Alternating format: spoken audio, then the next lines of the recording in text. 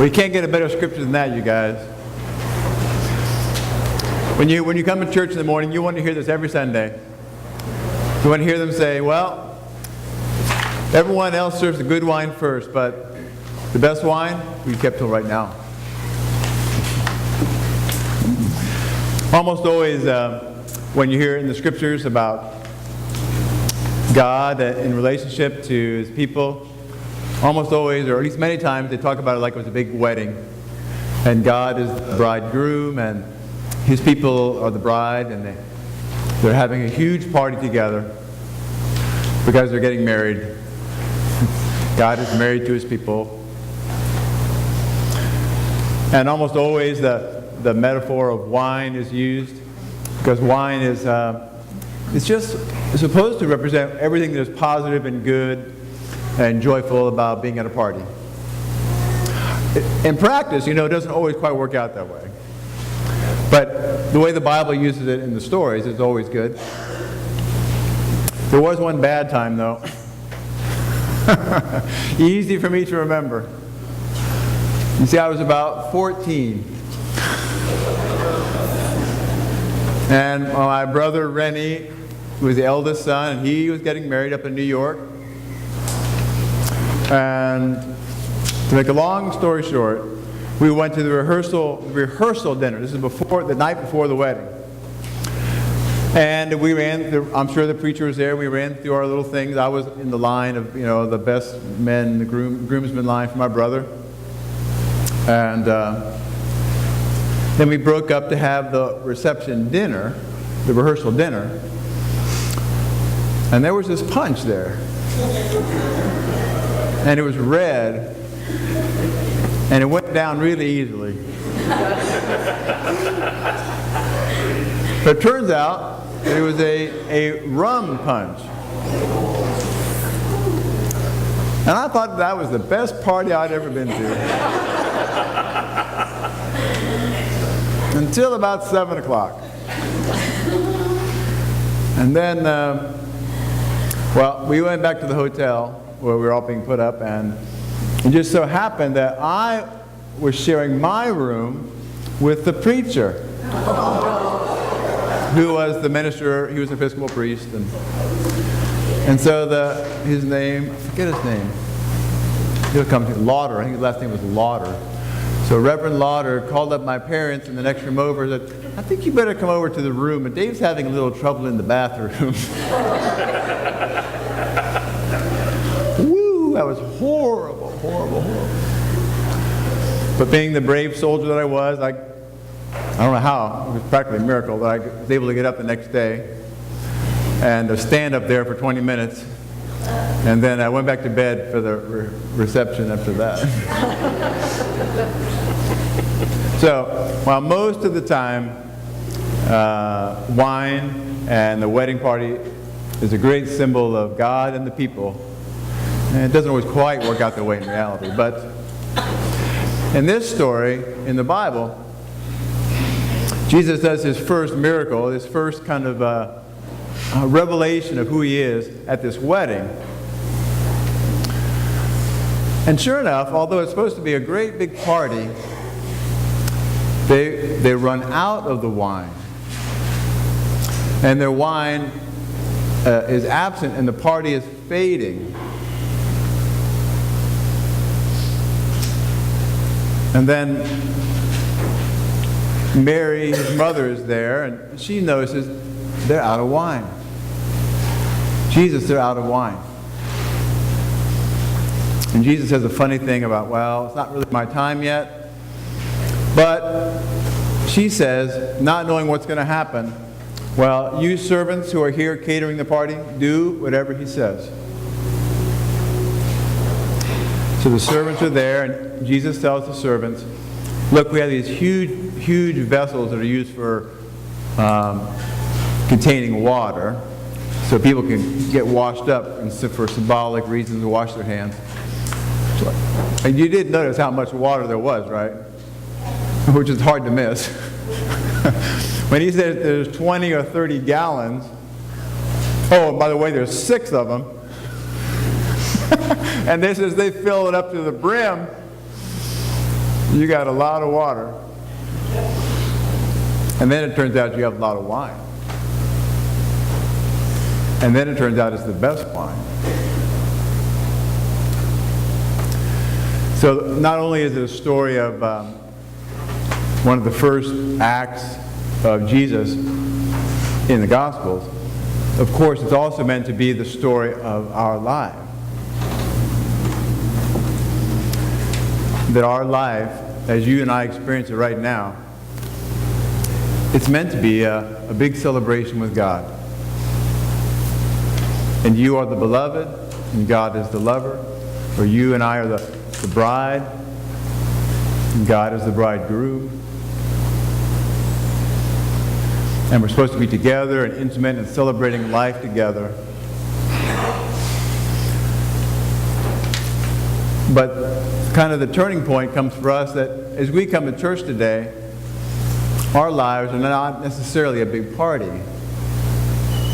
In fact, for lots of us, in different ways, the wine is running out. In fact, for some of us, the wine has run out. And life is not a party anymore.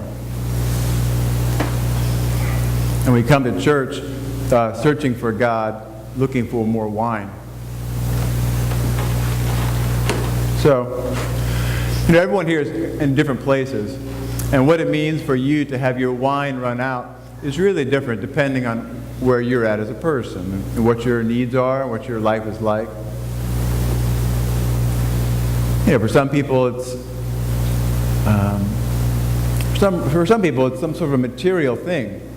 Not everybody in America has enough food or drink, and the whole financial piece is just a real grind.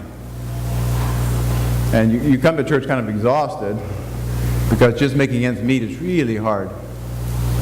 For other people, it's not so much money or things, it's relationships. Their relationships have run out.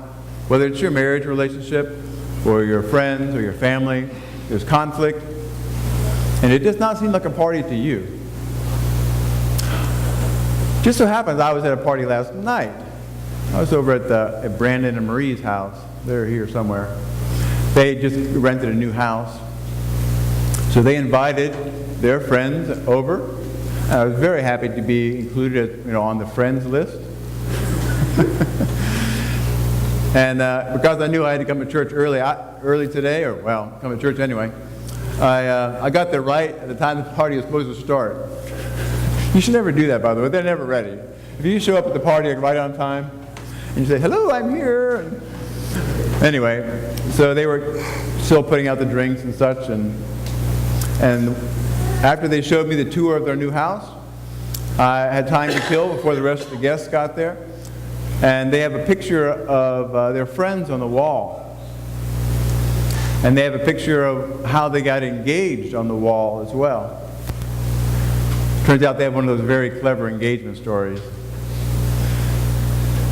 He took her on a kayak trip down one of the waterways in Austin, and then had a big sign made up on the bank saying, "Marie, would you marry me?"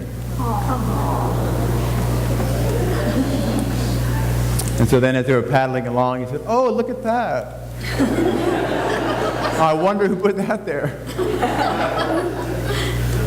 So they have a picture of that on the wall, and all their friends signed it. And then there's a banner above the picture. And I'm going to paraphrase it. This could be right, but it's close. On the banner above the picture, it says, "Friends are the wine of life." So some people come to church today knowing that they could use some more friends. Some of you come here to enjoy your friends. This is like drinking wine for you all. But some people, their wine has run out in that area.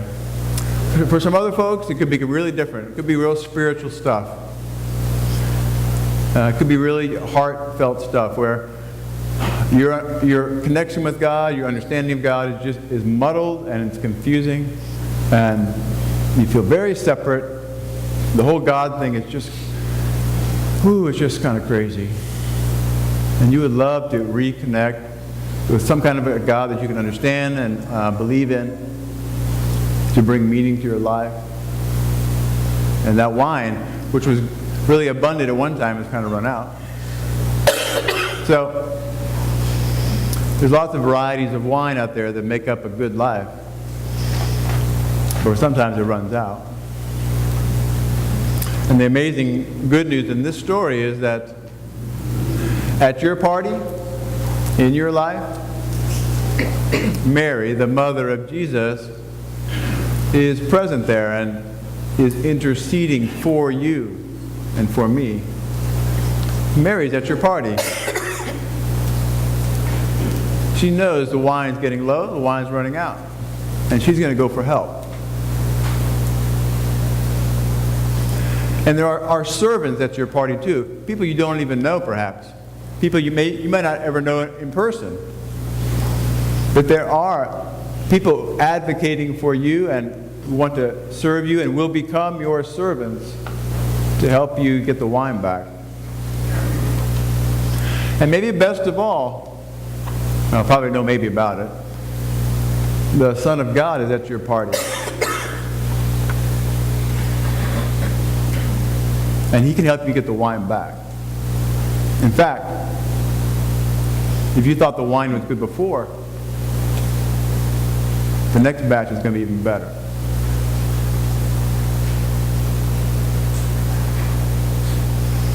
And there'll be more of it than you can drink.